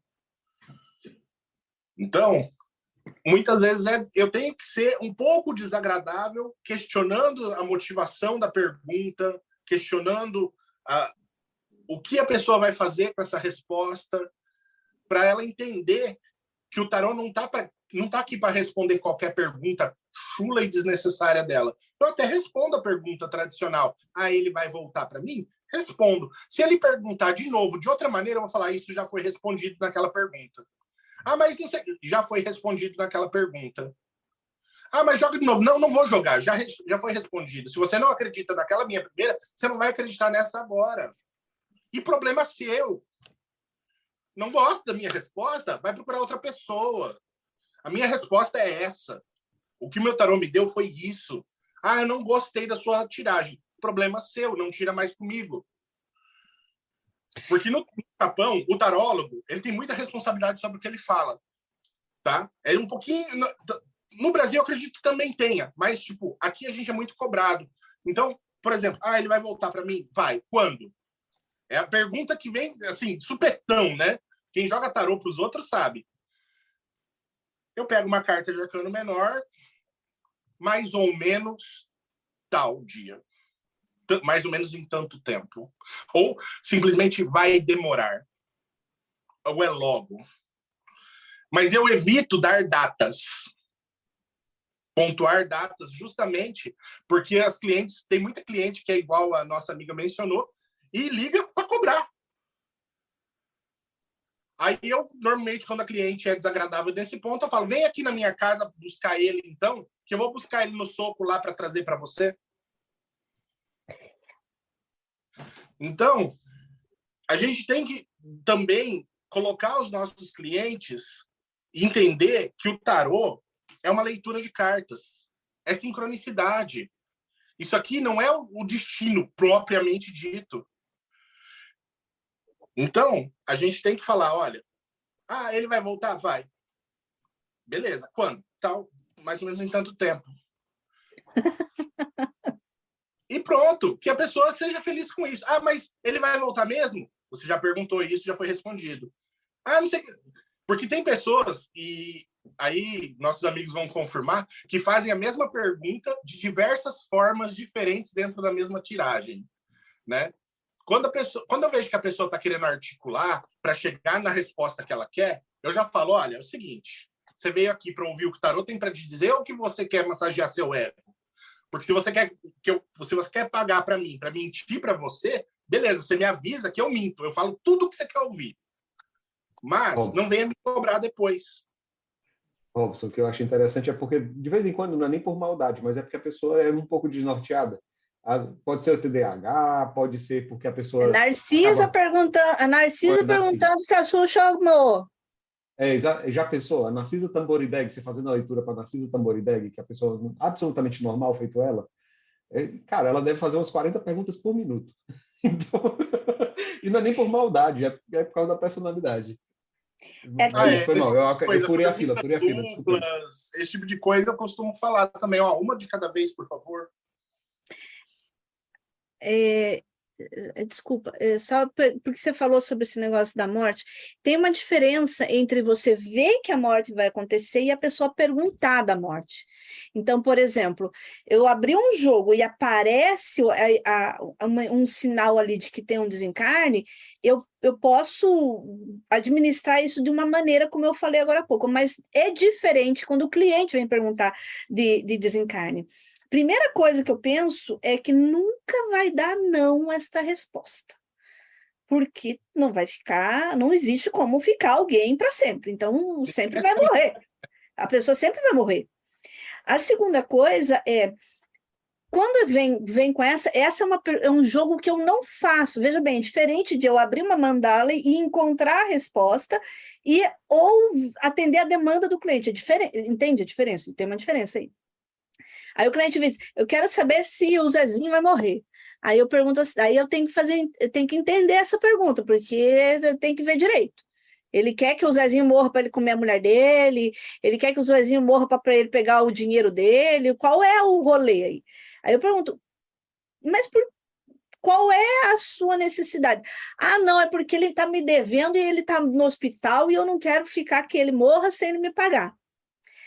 Neste momento, eu inverto, eu desvirtuo essa pergunta para outro lugar. Então, vamos perguntar se o Zezinho vai te pagar a tua dívida? E não faço a pergunta da morte. Ah, eu quero saber se o Zezinho vai morrer porque eu quero pegar o seguro de vida dele, para pagar minha dívida. Então, vamos perguntar se você vai pagar a tua dívida? Eu quero saber se o Zezinho vai morrer porque eu quero ficar com a mulher dele. Ué, mas então vamos perguntar se você vai ficar com a mulher dele, não se o Zezinho vai morrer. Então, é diferente quando o cliente faz a demanda da pergunta do desencarne. Aí eu trabalho com entender o motivo, porque ninguém faz essa pergunta sem ter uma necessidade por trás dela. Exatamente. E por isso eu dou sermãozão antes, quando a pessoa me faz esse tipo de pergunta. Eu respondo. Contudo, a pessoa escuta bastante de mim antes. Paulo, faz a pergunta. Você está tentando fazer essa pergunta há um tempão. A pergunta é para os três, na verdade, né? A gente sabe, como vocês mesmos colocaram, que tem aquelas pessoas que procuram um tarólogo ou qualquer outro meio oracular para tentar ouvir aquilo que elas querem ouvir. Tá? Vamos deixar essas pessoas de lado. Vamos pegar as pessoas que realmente estão procurando alguma coisa. Que dica vocês dão para ela encontrar um bom tarólogo? Porque a gente também sabe que tem muito picareta no mercado. Tem muita gente que não tem capacidade nenhuma e se vende como o grande mago, o grande bruxo que vai dar o número da Mega Sena da virada para todo mundo. Que dica vocês podem dar para uma pessoa encontrar um bom tarólogo? Tá, vou responder. Eu costumo dizer que a gente atrai o cliente que se encaixa com a sintonia da gente. Eu vejo alunos, por exemplo, meus, que eles são tudo assim, qualquer coisa é macumba, macumba, macumba, macumba, e a gente vai ver, realmente tem a macumba lá. Tem outro cliente que é assim, tudo só pega suicídio, e todos são suicidas mesmo. Tem cliente que só pega, tem tarólogo que só pega aqueles, o namastê, né? eu acredito que a gente atrai o nosso perfil de cliente, tá? Então, por exemplo, se você é um tarólogo que você gosta de falar da teoria da conspiração, que tem olho gordo contra você, que estão fazendo coisas, estão fazendo trabalho contra você, por isso que o teu casamento está um caos. Se você gosta de ir por esse trabalho, você vai atrair esse cliente. E esse cliente vai fazer o boca a boca para trazer os clientes iguais. Entendeu? Para a gente atrair esse cliente que vem e traz aí esse cliente filé mignon que a gente queria todo dia na mesa da gente, sabe? Vai depender da postura que a gente adota e por que caminho você começa trabalhando. Então, qual é a dica para o consumidor escolher? Eu compreendo que seja indicação. Só que a indicação tem que ser afinada com o que você é. Então, por exemplo, se eu tenho duas amigas, uma gosta para ela tem paranoia e todo mundo tem ciúmes e inveja dela, e a outra é bem namastê. É claro que essa namastê vai me indicar um tarólogo namastê e essa aqui vai me indicar um tarólogo persecutório, que vai trabalhar por aí. Então, eu ainda acho que o boca a boca é fundamental. Eu concordo, Liz. E já foi mais difícil. Já foi mais difícil. Hoje a gente está num período que está bem mais tranquilo de você encontrar um tarólogo que seja mais parecido com o que você quer, com que seja mais alinhado com aquilo que você está buscando. Tem tanto site, tem tanto perfil diferente, tem tanto canal no YouTube, tem tanta página do Instagram para você se informar sobre o tarólogo e o perfil do tarólogo, que hoje está muito mais fácil. O boca a boca ainda é essencial, ter boas indicações ainda realmente é chave, mas hoje é muito mais fácil você identificar qual é aquele tarólogo com quem você gosta de se consultar ou não. Até pelos vídeos. Não se deixar convencer, obviamente tem alguns que acabam gastam um dinheirinho a mais naquele site ou naquela divulgação, mas é a forma como eles se comunicam que no final das contas entregam se a gente bate com eles ou não. Então, a gente consegue, inclusive, sentir o cheiro. Mesmo quem não conhece muito, consegue sentir o cheiro do picareta de longe. Então, a gente sabe quando o negócio não bate. A gente sabe direitinho. Você tá no mínimo... Mas é bem por aí. A gente consegue identificar quando a pessoa não tem muita profundidade ou quando a pessoa vai pegar pesado com você e você está precisando de um momento desse, tipo, bora, acorda para a vida. Cara, é isso que eu estou precisando agora. Aí você vai e fala com a pessoa, o Robson aí. Cara, tem horas que eu sou justamente o Robson é o tipo de pessoa que eu preciso procurar. Então eu sei que eu não vou fazer, nesse dia eu não vou fazer a leitura, por exemplo, com a Lisa, que eu sei que a leitura com a Lisa, ela é profunda e ao mesmo tempo ela vai tentar trazer para mim a notícia de uma forma bem polida, bem educada, como ela sempre faz. É porque é você, né? Então, não, mas tem dia que eu preciso de paulada, eu preciso levar, Tom, bora, acorda. E eu já sei com quem eu vou falar. Eu não sou mais obrigado a ser atendido só por um tarólogo. Eu não preciso mais acreditar só naquele lambi-lambi de trás da pessoa amada, entendeu? Então, já foi mais difícil. Bom, eu acredito também que a questão do boca a boca é fundamental. Você conhecer pessoas que já tiraram com aquele tarólogo, eu acho que é muito bom. E uma forma de você fazer isso é conversar nas páginas. Por exemplo, você está interessado em jogar tarô com alguém? Entra na página da pessoa, vê o comentário dos clientes da pessoa, entra em contato com alguém que já foi atendida provavelmente por aquela pessoa e fala: oi, e aí, você já tirou tarô com fulano de tal? Como é tirar tarô com ele? Pergunta a experiência de 2, 3 pessoas, não pega só uma também não. Pega 3 pessoas, pergunta lá, checa a informação, compara, né, com as 3 informações ali, e aí você vai saber o perfil daquele tarólogo, né? Por exemplo, eu sou o tipo de tarólogo que joga a coisa na mesa, fala o que tem que dizer, e se a pessoa não quer ouvir, infelizmente, passar bem. Mas não que eu não tenha sensibilidade. Tem momentos que eu vejo o meu cliente, como ele entra na minha sala, ou como ele está, e eu falo: olha, vamos numa coisa mais terapêutica, vamos numa coisa mais oráculo, em vez de divinação. Eu também tenho uma sensibilidade para chegar para o meu cliente, olhar como ele está, ou entender o que ele quer me perguntar e falar, vamos por esse caminho hoje? Eu tenho essa O sensibilidade. Robson tem coraçãozinho aí. Entendeu? Mas, na maior parte do tempo, como eu conheço já que meus clientes, eles realmente gostam de mim, porque eu pego e esfrego a verdade na cara e falo, tá aqui, ó, pessoa, tá aqui. Eles gostam disso de mim, a maior parte dos meus clientes. Porque eu também sou uma pessoa dessa maneira. Eu prefiro a coisa falar da reta e eu me administrar. Mas eu entendo que nem todo mundo é assim, nem todo mundo está nesse momento. Então, muitas vezes, quando a pessoa vem para mim com uma sensibilidade ou que é um assunto delicado, porque é aquela coisa. Uma coisa que eu acho que todo tarólogo deveria fazer, todo tarotista, todo cartomante, agendou a consulta com a pessoa, joga para saber o assunto, o estado emocional do cliente. Tem uma visão primeiro. A maior parte dos meus clientes, eu peço algumas informações, nome completo, data de nascimento, horário e local. Por que que eu faço isso? Porque eu sou astrólogo. Então, eu abro o mapa natal da pessoa primeiro. Ah, Robson, mas daí você não está usando tarô. Eu também estou usando tarô, mas eu quero conhecer aquela pessoa que eu estou tirando. Né? Eu preciso conhecer um pouco mais quem é aquela pessoa e tudo mais. Então, meu motivo também de agendar com pelo menos 24 horas de antecedência qualquer consulta é pelo fato de eu tirar o mapa astral da pessoa, olhar com calma, meditar um pouco sobre quem é aquela pessoa, para poder ajudar ela na hora da consulta dela.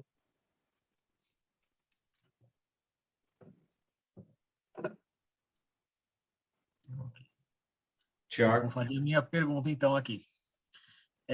Hoje a gente está aqui falando de uma profissão, né? Não estamos falando de quem só tira para si mesmo, só tira para os amigos, mas aquela pessoa que tem no tarô a sua ferramenta de trabalho.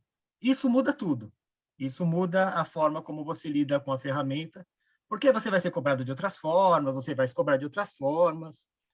E toda profissão, a gente sabe que tem o seu código de ética. Os médicos têm os seus, os advogados têm os deles. E a minha pergunta é assim para vocês. Vocês têm um código de ética que vocês, pessoal ou de algum grupo que vocês participam, que regre a forma como vocês tiram?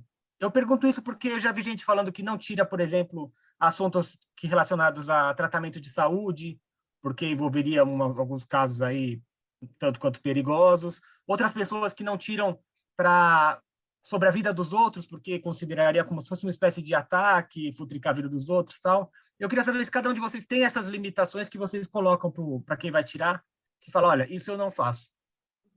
Tem. Gente, eu sempre que estou começando. É isso mesmo? Primeiras damas. Tá. Tem um código de ética do tarô que eu estava por aqui, eu estou procurando rapidinho, mas acho que eu não vou achar rápido, que é um código que circula há alguns anos por aí. Acho que todo mundo conhece esse código, mas eu tenho o meu, digamos assim.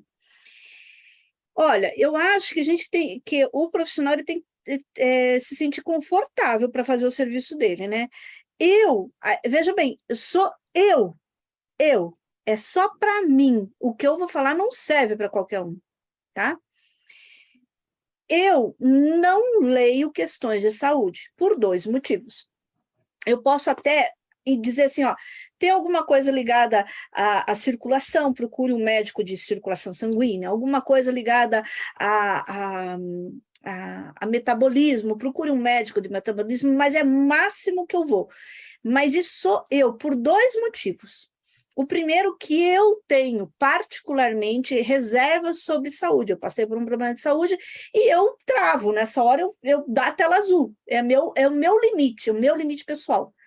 Então, eu digo, o máximo que eu chego é dizer em que lugar que você pode ir buscar uma ajuda nesse sentido. Ou seja, é num ortopedista, é num médico de varizes, mas vai lá e procure um médico. Eu não estou aqui para fazer isso. Eu tenho mais facilidade para lidar com desencarne do que com saúde, mas isso é por conta da minha história. Então, isso não serve para qualquer um, é meu. O segundo ponto é que, para chegar num atendimento de saúde, que é uma das minhas questões, ainda assim a gente tem um ponto muito delicado. A depender do que você falar, você está fazendo diagnóstico, e isso é proibido por lei. E aí você está, digamos, você não é mais um entretenimento, você está violando uma lei, você está ocupando um lugar que não é teu, tá?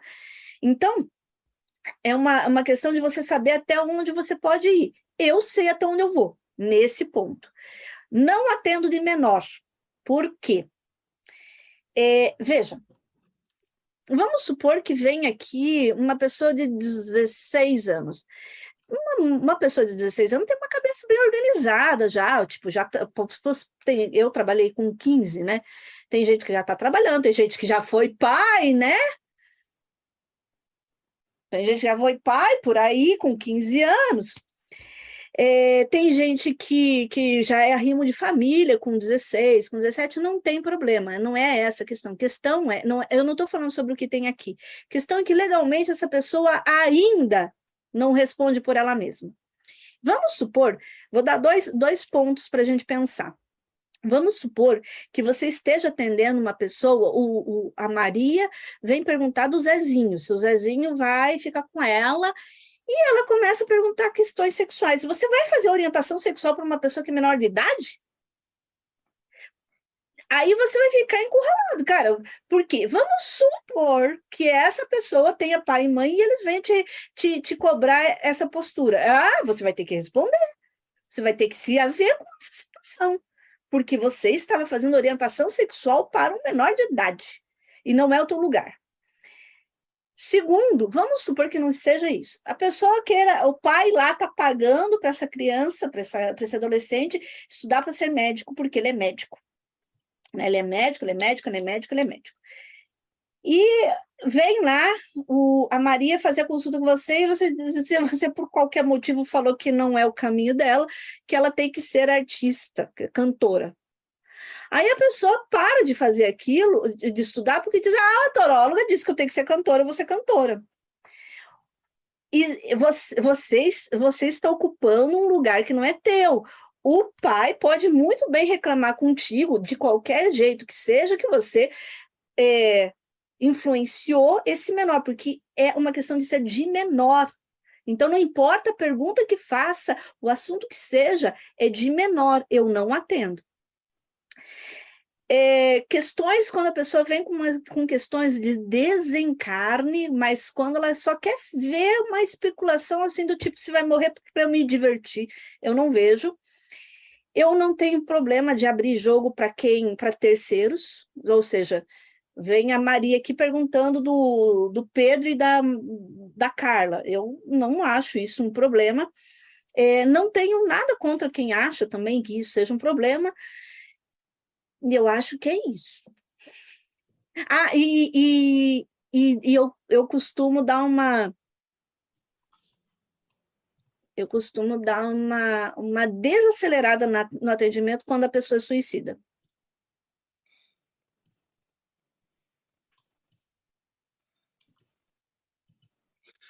Bom, código de ética. Cada tarólogo obedece o código que quer, porque não existe uma agência reguladora sobre isso. Contudo, você tem a lei aí e a responsabilidade que você tem sobre as suas palavras. Fazer atendimento de saúde, eu não faço. Eu faço recomendação de exames. Olha, eu acho que seria bom você procurar um médico tal para fazer exame de tal coisa. Né? Verifique isso, por favor. Apenas. Morre nisso. Quando tem alguma indicação de saúde, a minha é essa. Procure um médico, procure ortopedista, ginecologista, procura lá e vê se tem alguma coisa. Só isso. O meu morre aí na questão de saúde, para não entrar em exercício ilegal de profissão. Outras questões, menores de idade não atendo. Inclusive, minha filha mais nova só aprendeu tarô porque ela me viu jogar 2 vezes, apenas 2 vezes, e ela falou, eu acho que eu consigo fazer isso aí. E eu olhei para a cara dela, dei uma risadinha, entreguei o baralho para ela e falei, então responde tal coisa para mim. E me surpreendi que ela me respondeu. Tipo, toma na cara, né? Então, assim, eu não jogo para menores. Menor de idade eu nem converso com menor de idade. Por várias questões, as leis no Japão são muito rígidas com relação a menores de idade, por conta da enorme quantidade de pedofilia que existe no Japão. Então, é uma coisa que eu evito de toda maneira. Não tenho contato com menores, não é permitido crianças, não é permitido trazer filho no meu consultório. Aqui apenas adultos. Tratamos assuntos sérios aqui. E então, assim, eu tenho um código de ética que vai até um ponto. Não com relação a respostas tanto, porque eu não tenho problema de falar de terceiros, tá? Mas eu sempre deixo claro, verifique se isso condiz com a realidade, tá? Não vá acreditar só porque as cartas disseram, porque as cartas não mentem. Porém, existe a limitação de interpretação desta pessoa aqui. Então, não considere que o que eu estou dizendo é a verdade absoluta. Verifique, cheque, para você ter certeza que a informação que eu te passei é verdadeira. Entendeu? Então, eu fico sempre nessa com os meus clientes. Verifique, faça um exame, faça isso, faça aquilo. Então, meu tarô, ele sempre vai um pouco... Eu respondo objetivamente, mas sempre deixo claro. Verifique, faça isso, faça aquilo, né? Não acredite só porque eu estou te dizendo ou porque o tarô está te dizendo. Não vamos ser fatalistas. Vamos buscar estar bem antenados com o que é a realidade. Pergunta de morte, eu respondo? Respondo. Pergunta de saúde, eu respondo? Respondo com aquela ressalva. Vá procurar o médico tal. Ou faça um exame geral, né? Para verificar. Se não sair nada, eu falo, olha, aparentemente está tudo bem. Você tem sentido algo estranho? Que mais que eu posso dizer a respeito do código de ética?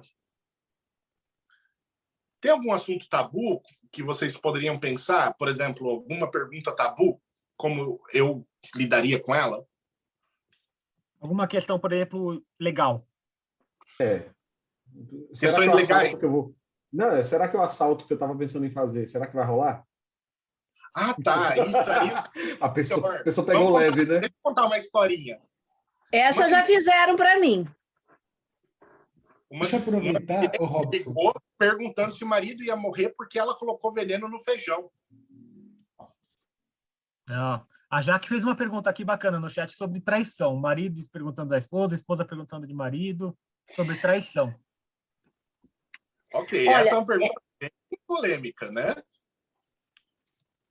Era isso que eu ia perguntar para vocês. Se vocês têm historinhas engraçadas ou polêmicas para dividir com a gente. Como já está no ditado da hora, tinha outras perguntas, mas eu vou fazer só essa.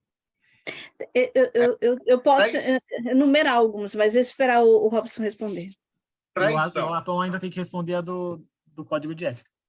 Nossa, não dá para escapar de nenhuma, né? Eles são bem rigorosos. Não, mas eu tô bem alinhado. Eu tô bem alinhado com o pessoal, tá? Eu me sinto contemplado. Eu tô super alinhado aí com o pessoal. Respondo dentro do seguinte aspecto. Se você está me perguntando isso, é porque você não confia no seu parceiro. Se você chegou a mim com essa pergunta, é porque realmente você não tem confiança no seu parceiro. Por que você não confia no seu parceiro?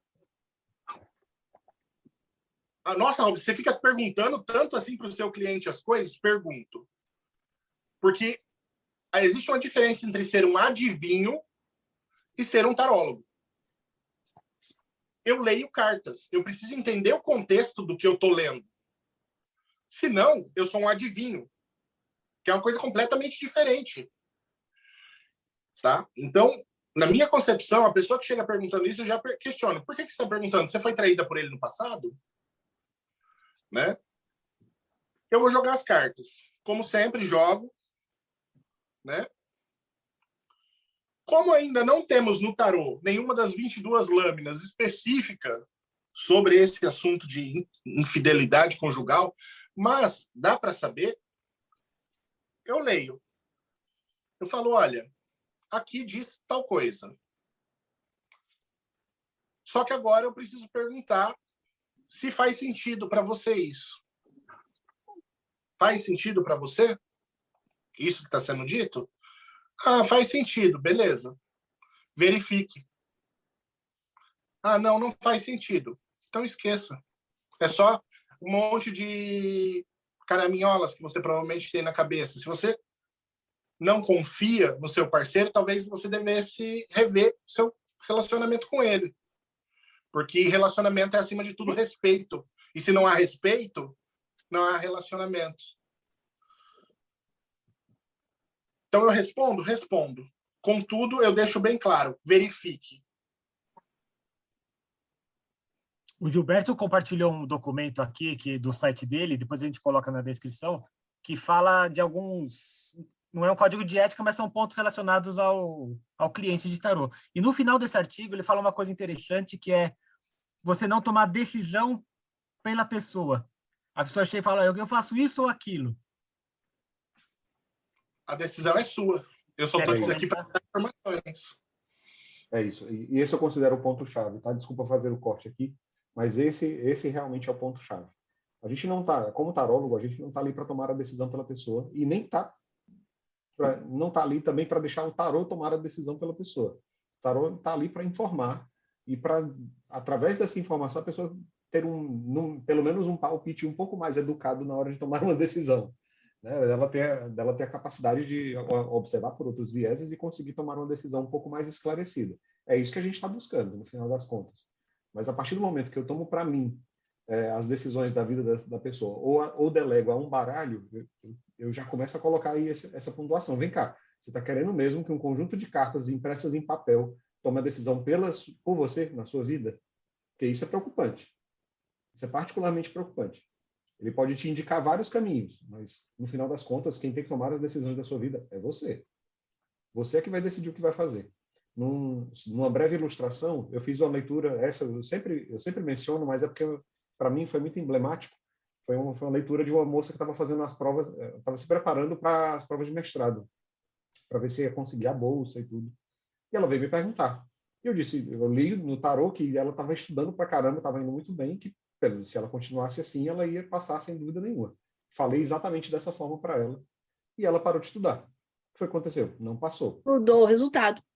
Mudou o resultado. Na hora que ela não passou, ela veio tomar satisfação. Poxa, mas você disse que eu ia passar. Eu disse que se você continuasse estudando, como você estava já estudando ali, tudo indicava que você ia passar. Você continuou estudando da mesma forma.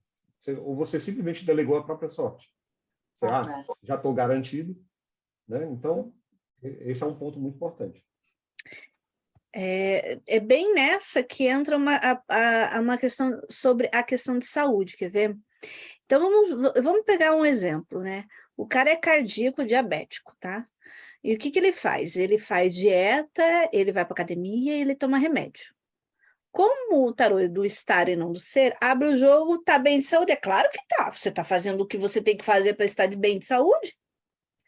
Aí você diz que está tudo bem, beleza, né? O cara vai fazer o quê? Ele para de tomar o remédio, come doce e se entope de churrasco. E para com a academia. Infarta, você errou? Não. É que a pessoa muda aquilo que mantinha ela naquela condição. O mais engraçadinho é que aquilo que ela tem que mudar para melhorar, dificilmente faz, né? Mas, sobre a questão da Jaque, né? A Fê também fez uma pergunta bacana ali. É o seguinte, assim, lembra que eu falei no começo que eu abro o jogo, eu tenho que ver quem é a pessoa que está na minha frente. E ali a gente sabe se a pessoa é uma agressiva, se a pessoa é suicida, se a pessoa vai entrar em depressão, se a pessoa vai procurar uma terapia de casal, sei lá. A gente entende por aquele cenário que aparece ali, que tipo de reação ela vai ter com o que você falar. Então, por exemplo, ele está me traindo, eu sei por aquele jogo se eu posso falar para ela ou não essa informação. De que jeito que ela vai receber isso? E aí vai da experiência do oraculista e da prudência de saber que não, é uma coisa que escuto que me dói na alma. Aí tem que falar tudo que vê. Não, não é tudo que você tem que falar que vê. Tem que ver se a pessoa tem condições de ouvir, né? Sei de histórias, por exemplo, que a pessoa foi presencialmente num lugar, num tarólogo famoso, mas famoso, que vai na TV, que tem baralho próprio, nossa, famosão, assim, sabe? Aquele que faz consagração por R$800, sabe? E ele foi lá, ele disse, teu marido tá te traindo. Ela levantou, ela não disse tchau, ela levantou, pegou o carro e foi, botou um 38 na mesinha de centro e ficou sentada esperando o homem chegar. Só que como ela tinha ido com um amigo, o amigo entrou e disse, meu Deus, o que você falou para essa mulher que ela tá louca? Eu falei, é verdade, isso. Nossa, ela vai matar, porque ela vai matar ele. Só que isto é um erro de atendimento. Por quê? Pode ter acertado a leitura de ter visto se traía ou não, mas errou o atendimento de saber se era possível ou não entregar aquela resposta. E a gente tem que lembrar de alguns detalhes importantes. Perdão. Isso a gente está falando de atendimento presencial, mas agora quase 90% dos atendimentos são online, né? A primeira coisa é que quando a gente está, para além de pensar se a pessoa pode ouvir ou não, né? A gente tem que pensar sobre questões legais. Então, eu não acho que eu não sou nenhuma santa de achar que, nossa, isso é intocável, esse assunto. Não é por aí. É uma questão de administrar o atendimento. Então, por exemplo, sei sim, eu atendo por vídeo, eu atendo por e-mail, eu atendo com consulta gravada, mas eu também atendo por chat e atendo nos particulares e na plataforma que eu trabalho. Tem gente que tem site, não na onde eu trabalho, mas tem um site, um outro site, que foi processado pelo marido da mulher, porque a mulher tá traindo, então vamos me separar. Separou. Daí, depois de separado, ele traiu por calúnia e difamação, porque nós não temos como provar isso. E ele tinha a tela da pessoa lá escrevendo, teu marido te trai, entendeu? Então, a gente tem que lembrar também desses detalhes, sabe? Porque não é covardia, mas a gente também tem que se preservar, né? Pelo amor de Deus, a gente não vai ficar se colocando na frente da reta toda hora. Até porque tem marido que vem atrás de você fisicamente. Por isso que eu disse, para além da Covid, que a gente estava falando lá no começo, para além da Covid, a gente tem marido, esposa de fulano e de ciclano, que vem atrás de uma satisfação, porque a mulher chegou em casa e disse assim, a minha taróloga falou isso. Então, a gente tem que pensar também nesse detalhe. Eu entendo que eu meço muito o que fazer pelo jogo. Então, se o jogo está mostrando que essa pessoa é intragável, é reativa, é intolerante, é raivosa, acordou corvo virado, eu vou ter que conter um pouco a informação. E não é por covardia, apenas por minha causa, mas também por conta dela. Ela pode querer fazer qualquer besteira para os outros ou para ela mesma. Então, eu penso um pouco por aí. Eu passei por duas situações, uma particular e outra do site, que uma foi assim, um rapaz perguntou... vou falar dessas duas, o outro cara eu não vou falar. O rapaz perguntou, eu quero saber se eu der em cima da minha irmã, ela dá para mim. Eu disse, oi? Como assim? Quantos anos você tem? 17. Quantos anos tem a irmã? 13. Aí o que você faz? Você responde? Não, você pega e derruba a ligação, liga para o saque e diz para eles cortarem esse cadastro. Não, você não vai responder. Eu tive um outro que era uma cliente que eu conheço, conheço fisicamente. Isso foi bem pré-pandemia, isso é 2016 aproximadamente. E a pessoa perguntou para mim se ia dar certo o sequestro de 2 crianças no Uruguai. eu penso que a gente estava falando sobre ética, que uma coisa que não pode acontecer é mentir. Mas você não precisa falar. Se você não quiser falar, você não fala. Agora, mentir você não pode. Mas também você tem direito de escolher se quer ou não atender esse cliente, se você quer ou não abrir esse jogo. E eu fiquei ali, eu já tinha feito a consulta inteira, eu disse, abro, não abro, abro, não abro, abro, não abro. Abro, não abro, eu disse, vou abrir. Tem 2 crianças envolvidas, né? É possível que isso possa interferir no resultado. E saiu que ela ia conseguir fazer o sequestro, mas que alguém, que não as crianças, iam ficar muito ferido, muito ferido, muito ferido, muito ferido. Eu falei isso e ela desistiu de fazer o sequestro. Só para contextualizar, não era um sequestro para pegar dinheiro, era para recuperar 2 crianças que eram de uma família e a outra família roubou para lá e ela queria pegar de volta e era um rolo desse tipo. E você escolhe se você quer abrir esse jogo. O que você não pode fazer é mentir diante da sua convicção. Então, por exemplo, é muito feio roubar criança, então eu vou dizer para ela que não pode, que vai dar tudo errado.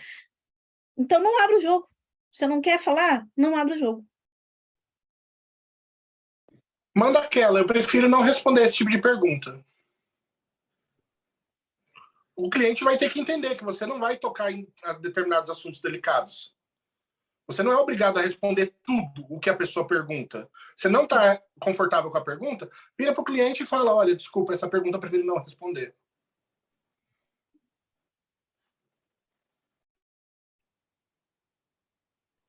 Tom, tá na hora de você falar alguma coisa, cara. Não, é porque depois desses exemplos a gente acaba ficando até sem repertório, mas é porque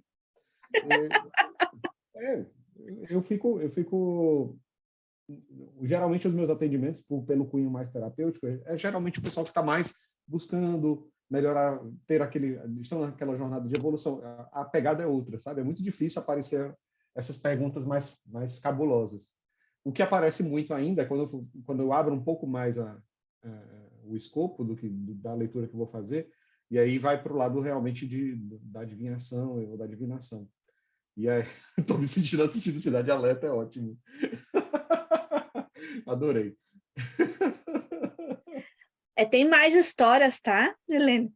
Tem muita. Gente, tarólogo de profissão tem cada história cabeluda que vocês nem imaginam. Sério mesmo. Tem muita coisa, geralmente as perguntas são relacionadas realmente a cunho amoroso, né? São perguntas de cunho amoroso. Então, se a pessoa vai voltar, se eu vou ser feliz com aquela pessoa, se aquela pessoa gosta de mim, se ela sente alguma coisa por mim. E aí, claro que tem diferentes leituras e as leituras vão indicar respostas que nem sempre as pessoas vão gostar de ouvir. Por exemplo, sim, ele sente alguma coisa por você, tesão, e é só tesão, não quer mais nada a não ser transar. Esse tipo de coisa. Você, de vez em quando, tem que falar uma real, baseado na leitura que você fez. Ou então, se ela vai voltar para mim depois do que você fez, não, sinto muito. Mas não vai voltar não do jeito que você estava pensando, vai voltar por comiseração, porque está se sentindo um pouquinho deixada de lado, deixada de escanteio, mas não vai ser porque ela quer estar contigo. Então, tem algumas coisas que a gente acaba tendo que falar um pouco mais da realidade, assim, na real, na dura para a pessoa, para poder ela se tocar. Eu acho bonitinho a seguinte situação. A Maria bloqueia o Zé em tudo. Ela termina e bloqueia o Zé em tudo. E vem perguntar para mim se o Zé vai procurar ela. Como assim? Ele não tem porta que ele possa bater para te procurar. Falou, você fechou todas. Pessoal, Oi, essa pergunta foi para ti, viu? Complicado, 10h45 já. Vamos para as últimas perguntas. Olha que pergunta interessante. Como é que é? Já tiveram gente apaixonada por vocês? Isso é para Lisa, hein? Não, esse é para o Tom, pro Robson, que é até pai. Com certeza é para o Tom. Não, não mesmo. Não, gente, nunca fiz leitura para uma pessoa que estava apaixonada por mim, não. Já por muitos apaixonados por várias outras pessoas, mas por mim, não. Ó, se ficou apaixonado por mim, eu não sei. Mas esse ano eu tive a mais inédita dos atendimentos. Eu tenho bastante, gente, tem muita história, tá? Tenho mais de 20 mil atendimentos, eu tenho história para todo tipo de problema que você quiser, tá? Mas a mais inusitada de todas aconteceu no começo desse ano, que eu atendi um cliente, Deus o de lindo, mais lindo. Você fica pensando, meu Deus, onde que tem disso mais que eu quero? Pelado. Gente, o Marcelo caiu aqui por causa da internet, então vamos para as palavras finais. Rodrigo Celso Ferreira. Nossa, essa aula foi fantástica. Foi uma aula aqui para quem não queria trabalhar com isso, começar a querer pensar em trabalhar com isso. Pensem bem. E eu gostaria de chamar todo mundo aqui, quem quiser participar aqui do Mayhem, entra aqui no catarse.me/TDC, se cadastre, vai ter uma mensalidade, você vai receber uma revista, a revista do Hermetismo, onde você vai ter várias matérias, tá? Diversos assuntos. Você vai poder participar de grupos do Telegram que falam de tudo sobre tudo que você gostaria de saber.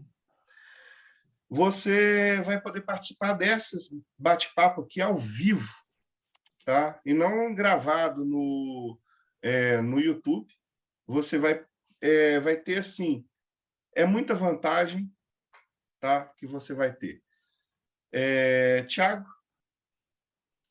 Bom, aqui é só acessar mortesubita.net e a dica do dia é quem estiver interessado nesses assuntos, tem um artigo lá que vai cair como uma luva para vocês, que é Como Ler o Futuro e Dar as Más Notícias. É só entrar lá na busca e procurar por isso daí, que tem um conteúdo bem legal para vocês. Ulisses?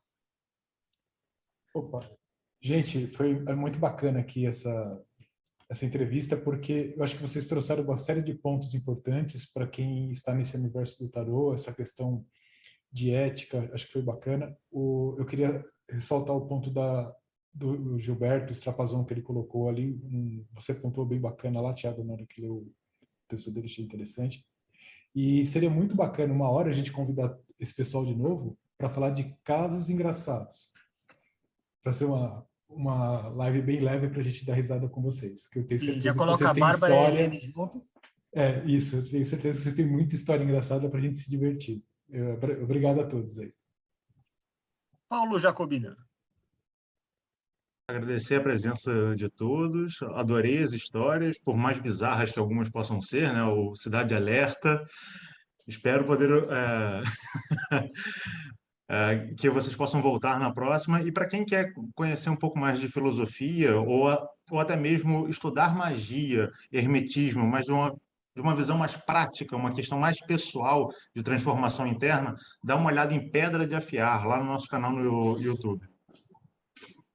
Ok, vamos então agora para as palavras finais dos nossos convidados. Lisa, como sempre, começa com você. Bom, eu quero agradecer a oportunidade, agradecer a chance que vocês dão para a gente falar sobre esse universo que tem um lugar a gente está tão no ostracismo, né, dessa Matrix, mas talvez seja esse o lugar que a gente precise e deva ficar mesmo. Porque eu não estou querendo que gourmetize esse troço e a gente vire um McDonald's da vida, não, tá? Muito obrigada pela chance de estar aqui, obrigado por terem me ouvido, obrigado por me darem um crédito para estar aqui, e boa noite para todos. Eu espero que vocês possam que eu tenha sido útil para alguém. Se quiser me procurar aqui, ó, Tarô Descomplicado, tem curso, tem canal no YouTube, tem Instagram e tem conteúdo todo dia lá para quem quer aprender tarô. Minhas mídias são todas voltadas mais para quem quer aprender, um pouco menos para quem quer consumir. E obrigada. Boa noite. Robson? Bom, se você quer aprender, recomendo a Lisa. Se você quer consultar, agora eu vou fazer o meu jabá.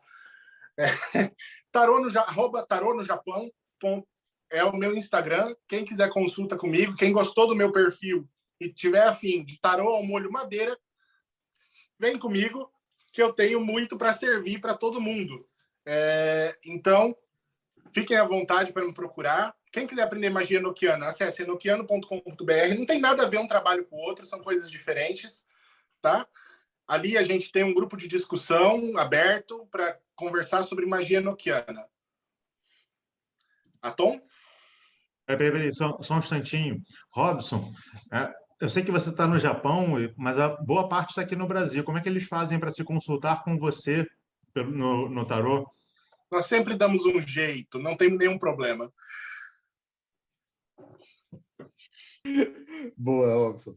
Eu já estou seguindo o Robson aqui, já vou pedir para marcar a minha leitura muito em breve, viu, Robson? Se prepara aí. Não se preocupe, eu faço a transferência antes. Só não cobra em dólar.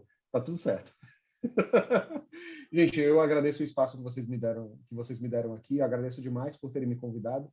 E eu acredito que a gente falou algumas coisas muito importantes aqui, alguns receios que são bem frequentes, são alguns pontos assim que as pessoas têm de ressalva antes de começar a atender a sério. Eu sei que tem muita gente aqui que está participando hoje, nós chegamos a ter um pico de quase 45 participantes aqui na live, então tem muita gente aqui que está deixando de atender porque tem ainda com algum receio. Perca esse receio agora, começa a fazer os atendimentos, começa a cobrar e começa a fazer valer, porque está mais do que na hora. A gente precisa de mais tarólogos de alta qualidade nesse país. Então, por favor, comecem a atuar, que é o que a gente mais quer ver. Pessoas que estejam... O pessoal perder o medo. É isso aí. Eu acho que o caminho é esse. Quem quiser me encontrar, pode... Mundo, né? Como é? E há espaço para todo mundo. Tem espaço para todo mundo. Gente, o que não falta é a gente precisando de algum norte na vida, pelo amor de Deus. E aí a gente, pelo menos, dá uma ajuda. E aproveitando, quem quiser conhecer um pouquinho mais sobre o meu trabalho, eu tenho um canal no YouTube chamado Tarô Solar. Então, quem quiser saber mais sobre tarô, não só tarô terapêutico, está lá. Vai ser muito bem-vindo. É voltado para quem quer aprender. Tem vídeos sobre cada uma das cartas explicando. Enfim, explorem lá, aproveitem para conhecer qualquer coisa. E não é muito difícil de encontrar um Atom nas redes sociais. Procurar meu nome, estou facinho. Então, é só me procurar. Tá bom? É isso. Muito obrigado pelo espaço. Um beijo para vocês. Se cuidem. E para vocês que ficaram até aqui, deem um joinha, curtam, aperta o sininho, compartilhe o vídeo para você poder usar o algoritmo do YouTube a seu favor e ter mais assuntos como esse. Sigam todos esse pessoal em todos os seus canais. Falou, pessoal. Até. Fim da...